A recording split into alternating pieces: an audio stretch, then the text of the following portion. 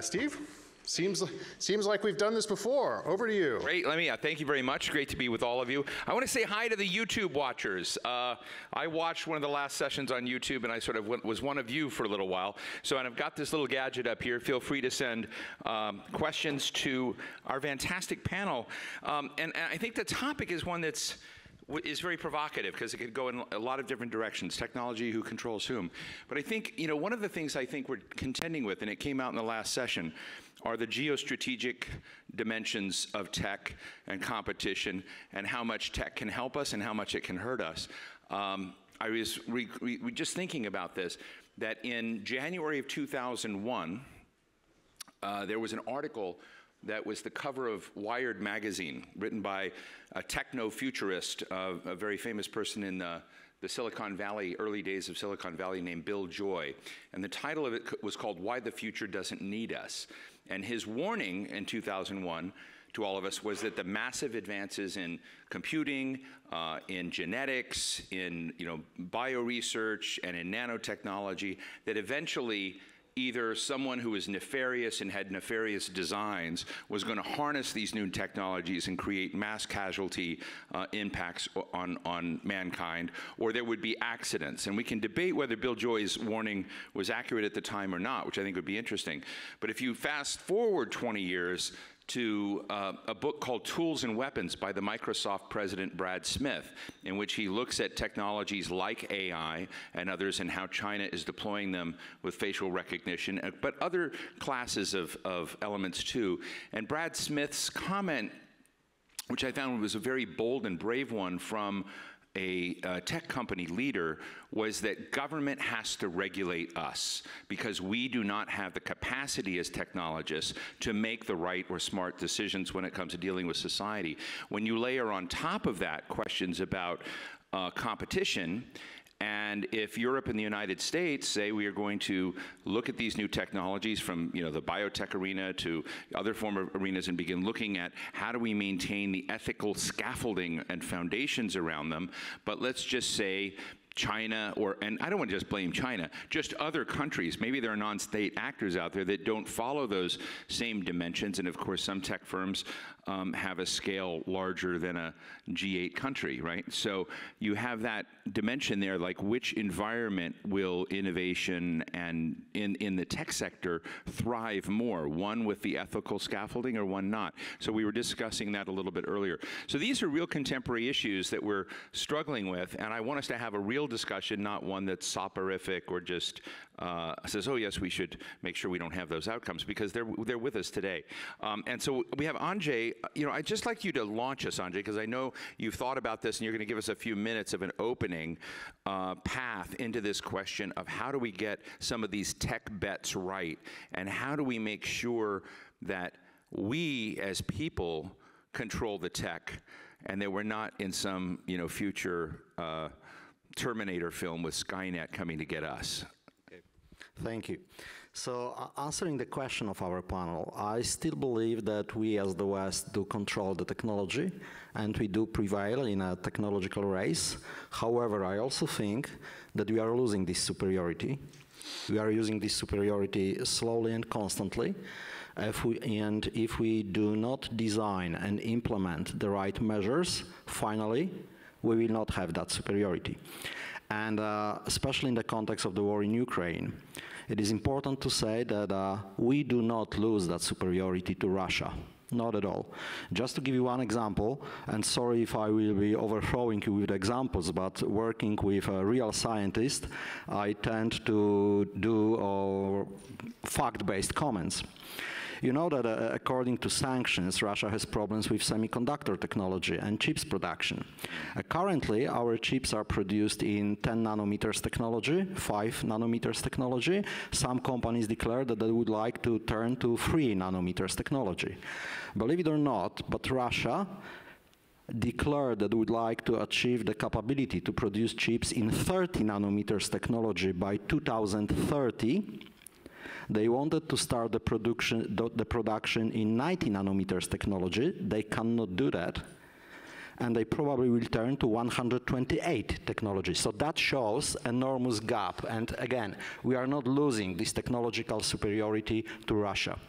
We are losing this to China. And another example, calling back yesterday's example of one of the speakers here.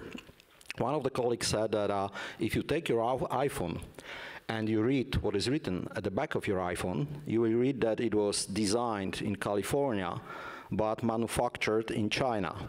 I would go even deeper with that example. Who cares? Apple has only 14% of smartphones market share today. Xiaomi, the Chinese company, has 17% of market share. And Xiaomi annual growth is 83%, whereas that one of Apple is only 1%. So these are the real numbers that show us what is going on. Right. And the question is why it is so. Why we are losing this technological superiority. I think we are losing this because of 3 reasons. Reason number 1 is that we do sacrifice long-term security to short-term economic gains, as simply as that. Another example from different domain. You know that we all take, or we will be taking drugs, pills. You go to the pharmacy, you buy a drug, you swallow it. In this small pill you are swallowing, there is something we call API, active pharmaceutical ingredient, a small molecule that heals, that really heals us. Believe it or not, 75% of APIs are produced outside the EU, outside European countries. 50% of APIs are produced outside the United States and European states. That means that if that technology is weaponized, you go to the pharmacy and 50% of the drugs on the shelves are not there. That's our dependency. So again, why? Because it is cheaper to produce APIs in China or in India. So this is the first reason. The second reason, and for me even much more worrying, is, and sorry if I will sound very controversial right now, in my opinion, we as the West very, very easily reveal the sources of our technological superiority. I mean the education system and the basic research. We started to treat our education system as a business. 2009, 230,000 Chinese students around the world. 2021, 1 million. 1/3 of students in Canada are from India. We are giving up what was always the source of our technological strength. That's the problem. And the last reason why, in my opinion, we are losing this superiority is that we lack a comprehensive system approach to monitor what I call technological superiority. In some domains, we build good awareness, like IT, all information technologies, and so on. In some other domains, we are not aware what is the state of the situation currently, and that's the problem. We need to build a control and monitor system for technologies. 3 measures to address the problem. First, as Steve said, appropriate regulatory measures imposed by the governments. Second, comprehensive monitoring and control system for technologies. And the third one, growing awareness of the governments and societies about the importance of technology in terms of security. Thank you. Thank you very much. And Manuel, I would love to jump to you for a minute, because I think Andrzej has laid out, I think, a very interesting dimension. When I think about the tech policy world and investment, when I worked in the United States Senate in the 1990s, my senator, Jeff Bingaman from New Mexico, we had 2 nuclear weapons laboratories in the state. And New Mexico, while being a very poor state, is also the #1 state in the United States in PhDs per capita.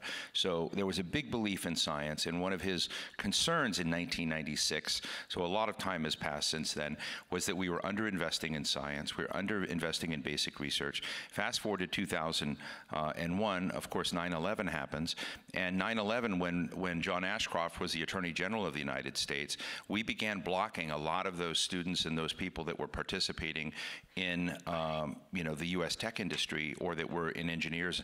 I co-wrote a piece at that time with Bob Gates, who was then the head of Texas A&M University, about the consequences of America stopping playing the role of being the world's brain drain problem, that those brains were coming into the country, training in the country, and often staying and sticking in the country. And I remember Craig Barrett, then the CEO of Intel, said, if we can't get those smart brains from around the world into the US, we will take our R&D and take it to where they are. And that was Shanghai, China, when Intel moved an R&D design lab there. Boeing moved its training facilities to China and others because they couldn't get people inside the country. So I just want to kind of throw that there were a legacy of decisions and impacts and consequences that to a certain degree changed the pathway of smartness, if you will, and innovation. But Manuel, you've written to me a little bit about the broad of tech competition in the world and tech nationalism, and I'd just like to know not just where you think it's going, but how do we wrestle it into the right directions, particularly from a transatlantic perspective? Thank you very much, Steve, and it's wonderful to be with you all, and to be able to discuss these things. I think they're very vital. I'm an academic, and I currently lead a school of public policy, but I was in the Spanish government until not very too long ago, at the foreign ministry and at the ministry. How does it feel being out of government now? You like it more? Or, Well, worried? My hair is growing back. I sleep better. Congratulations. My life is significantly better. But no, but it was a very rough ride as well, because it coincided with COVID. It was basically I was there during COVID. I was the vice foreign minister. But one of the things that we did when I was there is we started an exercise to craft a technology diplomacy strategy. And the reason why we did this is because we were convinced that technology and tech governance is very quickly becoming a new domain of foreign policy. It's a little bit like what's happened in the climate space. So climate and climate governance was very technical at the beginning. It was dominated by scientists. It was not really the space for policy. But over time, there's been a development of an entire governance architecture around climate. I mean, I don't know what proportion of our diplomacy is about climate, but maybe a fifth, a quarter. I mean, it's now a big part of what our diplomats do and what our PM's offices do. I think that's occurring with tech, and we tried to build a structure around this, because when you say tech and geopolitics, tech and society is just too broad. And the structure that we brought into this is something we call the 3 Ps. So the first P was power. So technology changes geopolitics because it changes the distribution of power, particularly technologies applied to the defense and security space, AI, but also cyber, outer space, and other technologies. By the way, outer space is very overlooked, particularly in a number of European countries, as a space for a power collision. The second P is prosperity. Emerging technologies have an enormous impact on where growth is concentrated, where employment is created, where competitiveness lies. So a lot of our decisions internationally should have that perspective incorporated into them. And the third, and this was the most significant, and I'll end with this, we called principles and political systems, because technology is now producing a huge shift in the sustainability of political models. So there's an ongoing discussion as we speak here. I think there's a big clash between political models. I think liberal democracy is being contested, but I think the contestation is coming fundamentally from the effects of technology on the sustainability of authoritarian systems.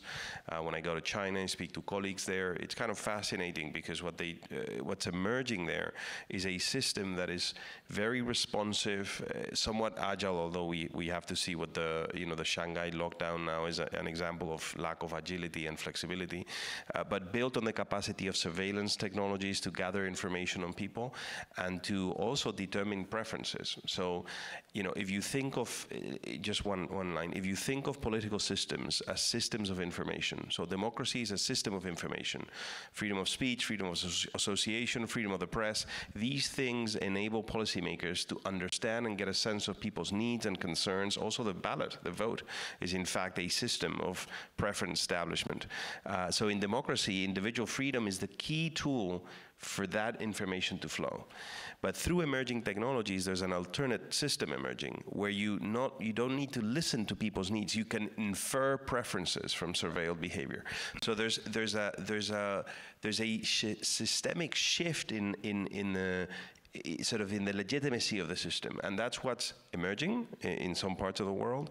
And that's why we need to think about technology in very high level political terms. And it should affect the types of technologies we export. It should affect the type of market access we grant to investors from some of these places. But aren't we a little bit too late at this point on that? I mean, I hear what you're saying, but it just, again, I saw us not make those decisions 20 years ago. And so you've now had enormous growth and enormous innovation and expansion. It's just very hard to see how you roll it back. I mean, I was just in anticipation of today. I don't know, I see the general here, but if there are any Americans that are, you travel a lot, you're probably Global Entry members.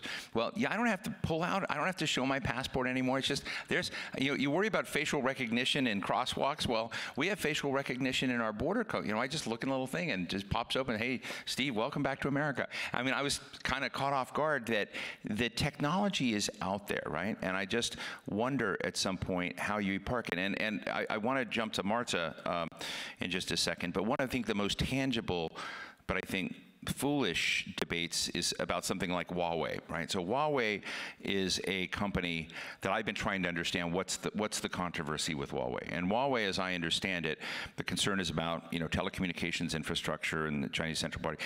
I've talked to people in the intelligence agency, and I've talked to Michael Chertoff, who was the Secretary of Homeland Security, who started the debate about Huawei. And he says there's no smoking gun there. It's just the smoking gun is they built the gun in the sense that if they control the communications infrastructure, and because they're subject to political control in China, they can turn it off in time of conflict. So it's not what they're doing with it now, it's what they can do to shut down communications during a vital time that creates dependencies. And so I would just ask you as a former European government official, why are we so bad in Europe or the US of giving, financial backbone and resources to Nokia, to Ericsson, to competitors to compete for those global markets? Because I have to tell you, talking to Nokia and Ericsson, they don't get that support to go do what Huawei is doing in the UAE or in other countries. And so I know we're talking about it, but you don't see the focus that I just heard from you, from any European policymakers that I know of,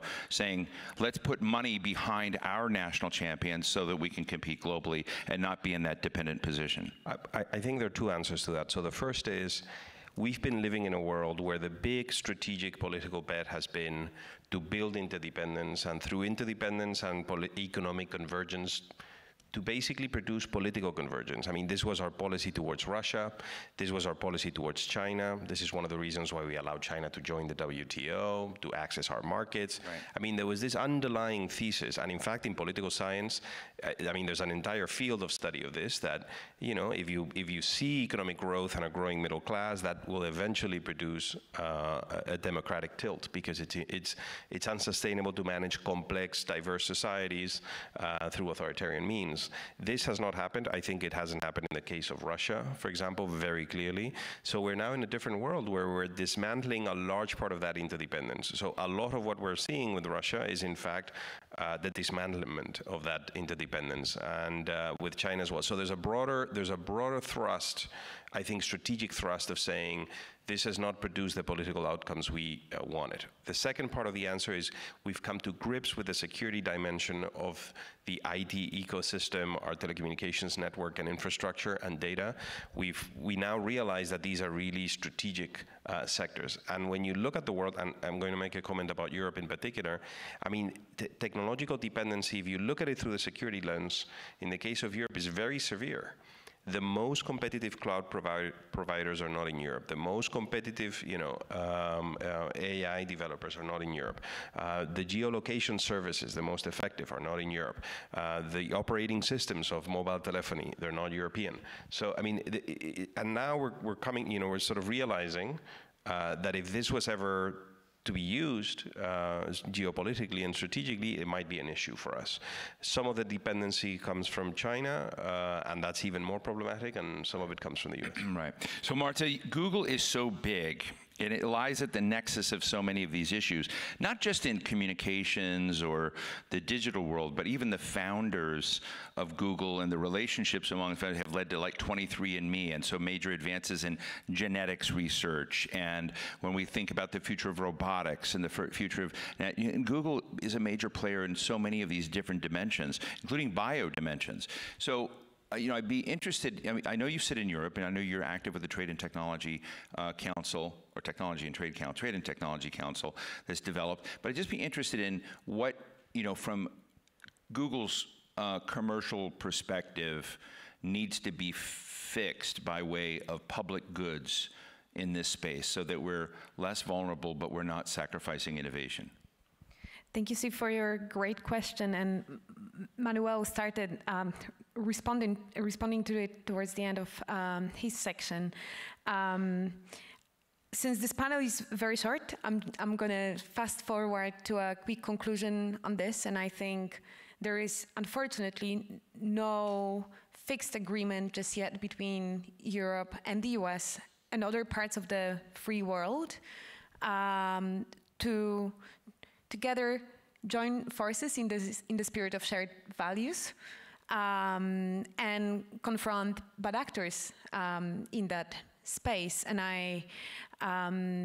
Trade and Technology Council that you just mentioned is a first great steps after so many years when the transatlantic partnership was paused or on hold, but this is certainly needed. But then again, when you look at what concepts are gaining traction in Europe, they would not be necessarily unifying or bringing different partners together.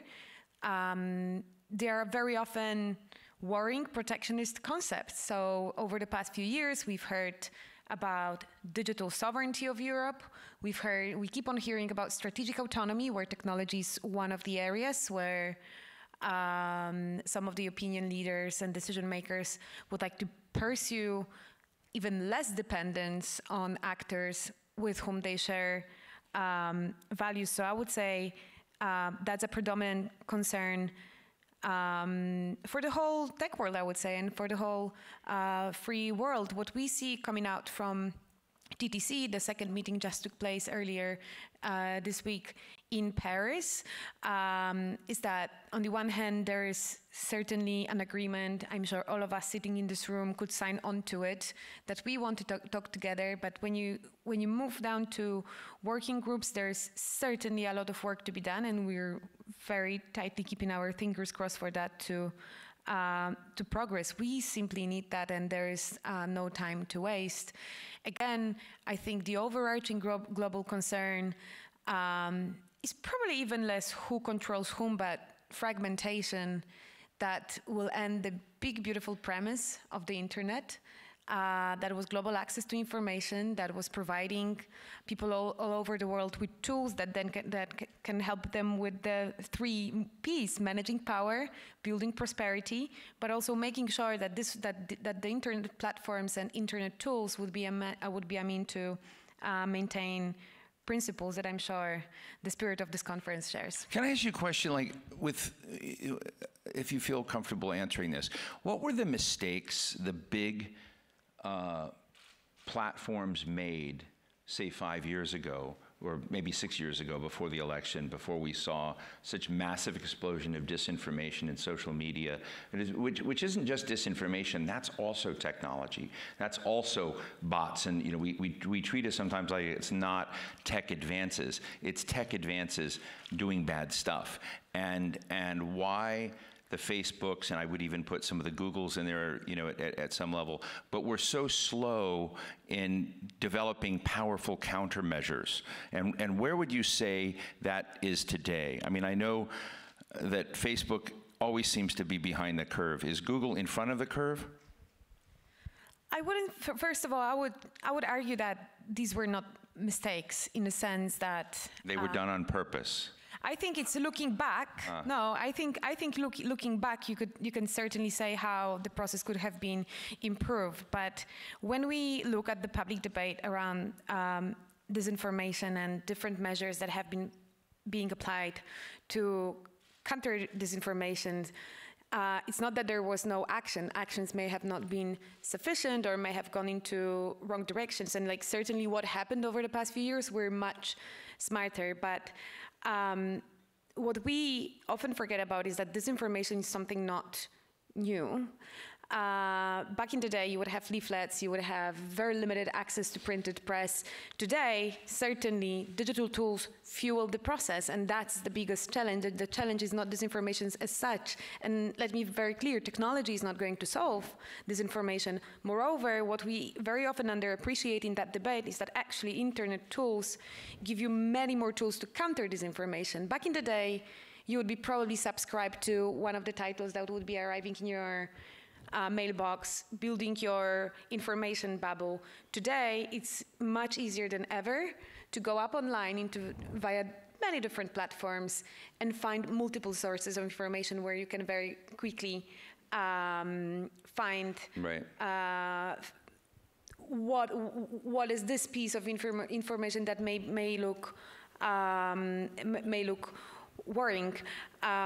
Where we are today we're certainly is the day 86 of the war in Ukraine, and you don't need very advanced tools to see what role disinformation plays in the Russian aggression, and that's certainly a new lesson learned. And where I would say where big tech platforms are, is where you have most of the transparency. What I think worries us and worries many experts is what happens outside of those platforms. Right, Andrzej? I would say that definitely there was the mistake, but also definitely there was not the mistake of these companies. These companies are not responsible, and their primary target is not social security, state security, military security, or any security.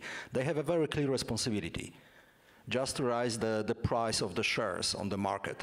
And that's what they are doing, that's why they have been elected and so on. As simple as that. So if that was the mistake, and I believe it was, that was the mistake of the regulatory system. And we also need to say very, very openly, in my opinion, that of course, the more regulatory we will implement, the less happy these companies will be.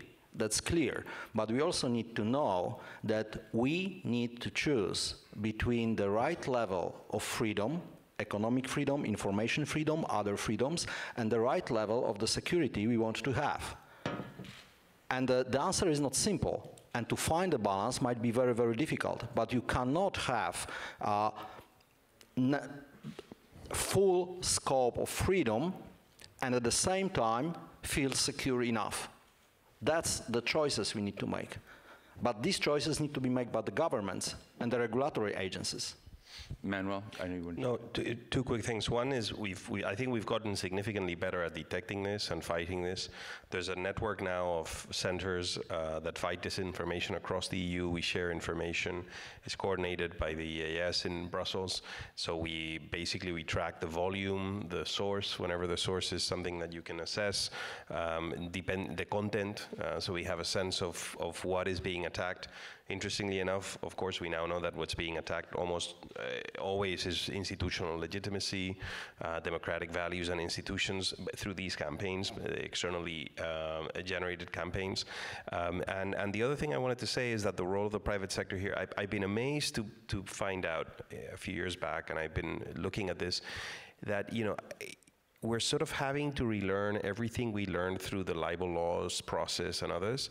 These social media companies, they claim to be exclusively notice boards. They are simply not liable for the content that they distribute, which is astonishing to me, because you know, I think that we all understand now that they're functioning like media companies. So we have these actors that are technically irresponsible for what they're doing. They're covered by this. And at the same time, we face this other problem, which is they get funded through very similar channels to our traditional architecture of structuring the public debate. So at the same time, they're making the traditional media companies much more precarious and fragile. So I think at some point what we're witnessing is a general push to make them behave like media companies, which basically means that they should be liable for the content they distribute. And they should be able to mediate that and apply the same ethical norms and standards that are. Archie, you want to respond? Yes, I want to come in with a very strong defense for drawing a big thin line between what media companies are, what publishers are, what broadcasters are, and what tech platforms are. And I understand the incentive to bring tech platforms closer to the media, because yes, there is existing set of rules, there is a longer legacy and history in place, but we're talking about like completely different worlds, values, and opportunities that these two worlds bring about, and that also relates to the context of disinformation. Disinformation abuses the power of tech platforms that at the end of the day have power in making space for voices to be heard. And this is not a very popular theme nowadays, where we're very focused on the negative aspects, but when you look back and you look at the emergence of many political movements, when you look at opposition movements across the world who can only be heard because they have uncensored, unmoderated access, as long as they stick to the guidelines and terms of services of these platforms, there's certainly a lot of value in keeping that division very clear. Soon we're going to go to the audience for questions, and so we'll look forward to getting out there. I just want to put a provocative notion. Again, I think the United States, if I may, is in a very awkward position right now when it comes to science.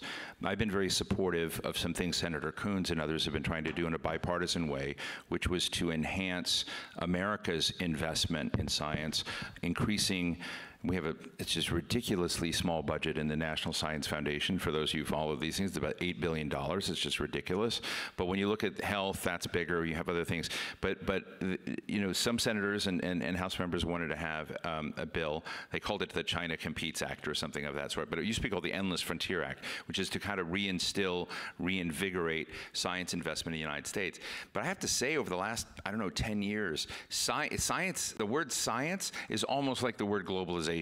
It became controversial that in the United States, investing in science or thinking about science or having people that were schooled and literate in science was something that was looked at as elitist. And while we're on the verge constantly of amazing technological breakthroughs, I still feel like if Galileo were alive today, he'd still be found guilty. And that's the contradiction we have between, I think, populist, anti-intellectual sentiments and those that sort of see, you know, that the power, particularly of the United States, but I think it's also true for Europe, has been in our ability to deliver better and better security and better goods and products through science. But it's just not stable, and I'm just wondering why that is. Why? And because you and I were discussing bioethics a little bit, you know, I think it's important. You know, CRISPR has been invented. You have amazing research coming out of CRISPR and gene editing, particularly in agriculture.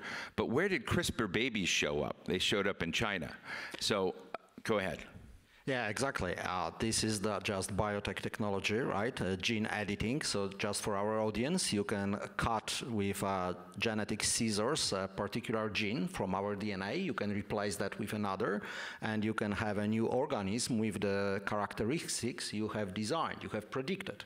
And now imagine that technology applied not for better grains, but for a better soldier. Just for a better soldier. Now we are entering the realm of Star Wars, right?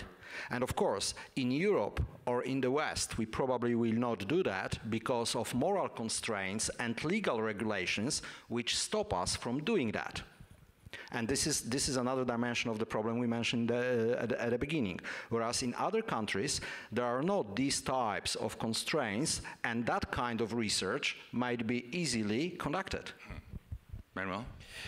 It's an enormous topic, no? But I think this is connected to technology and connected to socioeconomic trends of the last 20, 30 years. If I had to provide an answer to why has there been such a loss of trust in elites writ large, academic, intellectual, political, business elites, media, and journalists, particularly... Despite the fact that 20, 30 years, even for those people who are skeptic, their lives have improved dramatically. Well, it depends on how you look at it. So in the US, for example, over the last 30 years, 70% of households saw no real market income increase. There's been a bump now at the beginning of, but that means 3 decades of stagnation for most of the households in the US. As you know, there are communities in the US where the life expectancy of children is now shorter than their parents, which had not happened since the end of the Second World War. If you overlay the map of the increase of deaths of despair, what Angus Deaton and others have called deaths of despair, so substance abuse, suicide, with the map of income stagnation and economic decline, I mean, the overlap is almost perfect. So I think that this sense that the system is not delivering for people, that they're being left behind, is manifested. The way that this hits the political system is through a loss of trust in elites and a loss of trust in the institutions they populate. So we, in fact, live in an anti-elite era. And this is not just about science. It's about politicians. It's about our business leaders. It's about academic institutions and political parties. And it's about institutions. I mean, it's about our Congress and our judiciary. And this is not just in the US. It's across the world. And we simply do not know how to sustain a deliberative democracy when the middle of our income distribution, where our middle classes have been put under such pressure. So I would put the focus very clearly on the justice and equity of our systems. There's something there to how technology functions, the employment it generates, the one it displaces, its effects on income distribution, its effects on taxation and fiscal traction of states. So there's something to our social contract that is not working properly. And I think that that's reaching the point where even the most fundamental sort of, spaces in our societies are questioned. Marta, just before I go to the audience, just tell me, when you listen to your leadership at Google, who have big stakes in AI investment, big stakes in quantum computing investment, do they seem confident that Google's going to win? Do they seem nervous that China's going to whack them? I mean, what's the temperature level on how your own leader? This is not a national question; it's a corporate question. Like, I sort of, if Google's way ahead in this, I feel a little bit more comfortable. But if you're not, that's something. So I think that Google over the years has been holding on to a belief that it's always about the user, technology, and the product. So I think, and luckily this is how our leadership thinks, instead of looking like how we can get an advantage over having XYZ superiority through regulation, for example, which is the case for, so to say, entities outside of our system of values. Definitely over the, especially say, past 5-6 years, the focus on how regulation can influence everybody's chances to succeed has been growingly top of mind. And that takes me back to platforms like TTC, like finding an alignment between the EU that is now trying to make tech regulation their export product, and that is certainly something that we think about, and we're looking from fruitful outcomes of discussions in forums like TTC, right, but also many others. I'd say that Eric Schmidt, the former CEO of Google, a good friend of mine, is very worried that we and the West, the transatlantic partnership around the research components on AI, are falling behind. And thus, I think he's involved with advisory commissions to try to amp up attention, resources, and focus on this. And so I just wanted to put that out there in terms of the question of who controls whom. I think this is the broad question of who's in the race and who's not in the race. But let's go to the audience here. Questions, or I'll start just calling on my friends here. Lucas.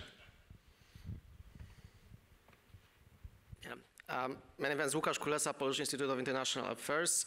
I would like to link this discussion with some of the previous discussions about defense. Sorry about that. In NATO, one of the hype terms is the new and emerging technologies. Right. And all of a sudden NATO discovered that it can lose this edge and has to speed up certain things. So we have the Innovation Fund, we have the Defense Innovation Accelerator, DIANA, created I think right now. And if I'm not mistaken, PORT is one of the Polish entities involved. So what's your take on this, NATO going into high tech, and what are your expectations and predictions regarding DIANA? Andrzej? Well, I would be quite skeptical about that. Why?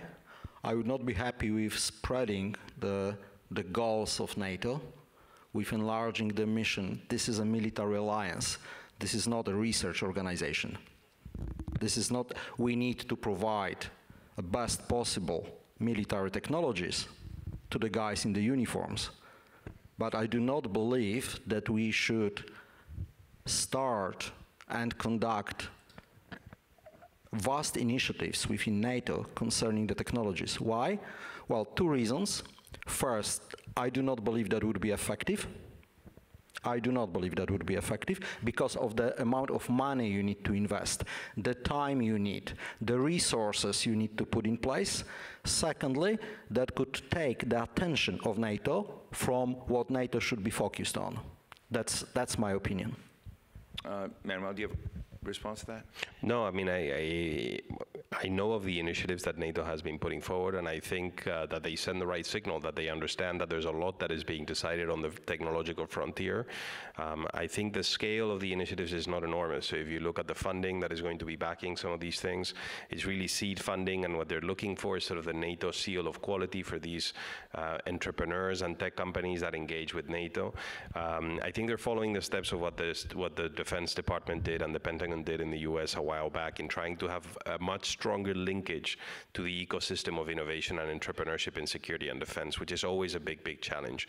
So I think the spirit is right. I'm not sure if the scale or the process will be effective enough. You know, I don't know enough about it. What I'll say is that one of the most interesting innovation labs for technology is DARPA, the Defense Advanced Research Projects Agency out of the DoD. And now in the Department of Energy in the United States, you have something called ARPA-E, which is looking at different ways to, you know, sort of seed lots of renewable-related next-generation energy options with the commercial sector. And now we're going to try and do this in ARPA-H and do this within the healthcare sector with certain kinds of things. So there's something about the unique confab of DARPA, and I've interviewed the directors there a lot. Some of you know Joe Whited, who's the chief of staff there. It's a cool place that doesn't operate in the same gravitational field as the Pentagon. And so when I hear about a NATO thing, or when I hear about, you know, U.S. Cyber Command or people working this area, I said, I want to know where the tattooed, you know, pierced, goth people that are, you know, have, you know, blurry lines on criminality are, because that's who we're fighting in the cyber world. Does America have those people? I don't know. But you need to look at the question not just of science and investment, but also the culture. And that's where I think there's a lot of institutional deficits. And I just want to put that out there. Somebody, you know, and I'll share one other vignette real quick. Sandia National Laboratory is one of the greatest, you know, managers of plutonium resources and weapons in the world. Nonetheless, was gasping and had a hard time in funding in certain areas, and so they developed a lot of private sector, what they call CRADAs, commercial research and development agreements. And in these agreements, their biggest one was with General Motors. And so 30 years ago, when I was dealing with, 25 years ago, was dealing with this, they were in there, and I saw very clearly, Rudy Schleis was the head of GM China, and he said, we're taking technology out of Sandia, and we're putting it not into our plants in Michigan, but in China, because if we don't transfer that tech to China, we won't be in China in 30 years. And so it made me ask this question, why are we putting taxpayer-supported national security research into building the capacity and those technologies in China. It goes back to Andrzej's point. So all those elements need to be thought through. So with the NATO defense thing, it sounds cool to me, but I hope they think through those dimensions because you can end up having some spillover. Other questions? How about this side of the room? Anybody? Yes, right here. Thank you, Steve. I just wanted to point out that I have a piercing, but besides that, linking this debate a little bit with the one that we had in the globalization panel, there is a very direct link between building technological capacities and defining the trade policies. So I would like to have the views of the panel on how building this autonomy is going to affect or how it should affect EU trade policy. Thank you. And I wanted to go to Martz on that, but you mentioned strategic autonomy also. When I was on a panel a few days ago in Tallinn, the Prime Minister of Estonia said that she's skeptical of that term, that whenever she hears it, to her it translates as protectionism. So it's an interesting thing. So where are you on trade and tech, not just the council, but how do you make it smart? Sure, and thank you for this great question, because that's a great opportunity to look at what regulating technology may mean. And I think all major tech companies have been saying that for years.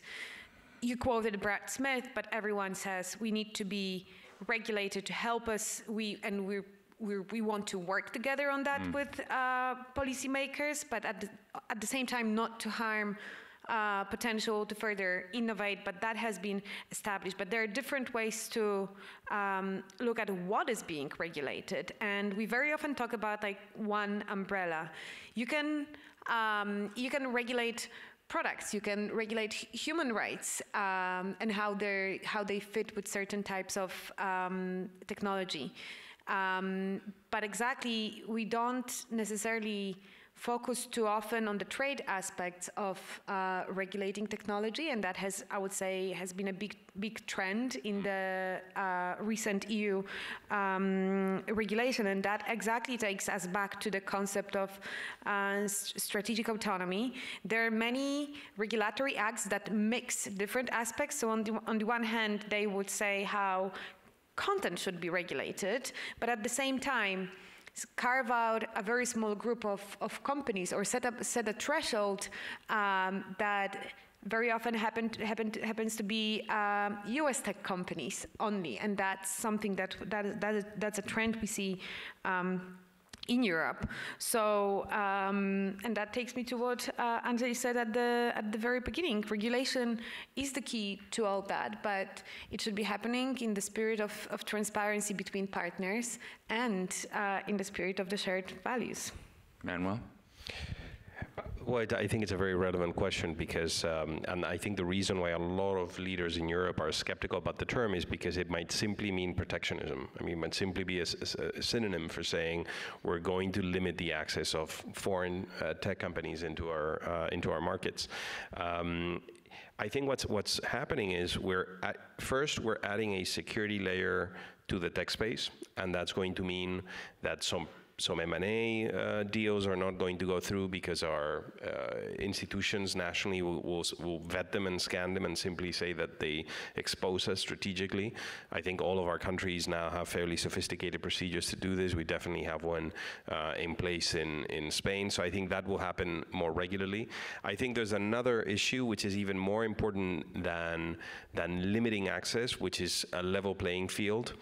We simply cannot have unfettered access to our markets with the antitrust and competition norms that we have in Europe from companies that operate that their core markets don't put them under similar pressure. So, and this is particularly regarding Chinese companies that have very easy access to public and cheap funding. They don't face the same antitrust and competition rules in their home jurisdiction, and simply something has to give. It's either those things change back where they operate, or we change the rules by which they operate here. So actually, you can be a diehard free trader and still be defending certain forms of strategic autonomy through the vetting of investments and through the demanding a level playing field or taking measures if that's not provided. Great, thank you. I think we have time for another one. General, do you want to ask a question, General? Hey, you got a question, don't you? I do have a question. Yeah, see? Let's take the microphone, guys. Hello. Okay. Oh, there's Well, they've got a video. You have a YouTube audience out there. No, here we go. It's here, sir. That is, something that I struggle with is not necessarily the technology, because I think that is really good, but is the usage of technology. So, it's very interesting that you kind of talked about, the Clone Wars of Star Wars. Right. I mean, you could say that's back to steroids, in which people were looking at. But the misinformation piece that I think that really kind of could tie into some security issues, because the actual truth gets lost in that misinformation that's leveraged through technology as it goes to the masses in such a quick way, so to speak, when you talk about information. I would just be curious on how do you think that we could develop new ways, especially, as we develop as humans, but even with our youth, on ways that we might be able to get better at discerning which is actually the truth and which is actually fictitious, so to speak, as technology continues to move faster and everything's at our fingertips. And can I ask you a quick question, General?